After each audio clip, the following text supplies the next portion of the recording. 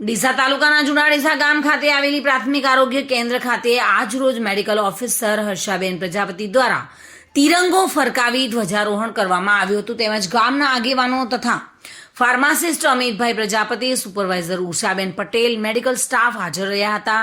26 જાન્યુઆરી 1950 ભારતના ઇતિહાસમાં એક અત્યંત મહત્વપૂર્ણ દિવસ છે, કારણ કે તે દિવસે ભારતનું બંધારણ અમલમાં આવ્યું અને ભારત ખરા અર્થમાં એક પ્રજાસત્તાક રાષ્ટ્ર બન્યું। આ દિવસે ભારત એક પૂર્ણ ગણતંત્ર સંચાલિત દેશ બન્યો અને આખરે મહાત્મા ગાંધી તથા દેશની આઝાદી માટે પોતાના પ્રાણોની આહુતિ આપનાર અનેક સ્વાતંત્ર્ય વીરોનું સ્વપ્ન ફળ્યું। તેથી 26મી જાન્યુઆરીને રાષ્ટ્રીય તહેવાર ઘોષિત કરવામાં આવ્યો અને ત્યારથી જ આ દિવસ ભારતના પ્રજાસત્તાક દિવસ તરીકે માનભેર ઉજવાઈ રહ્યો છે। વિપુલ મંડોરા સાથે bureau report, today Gujarati news.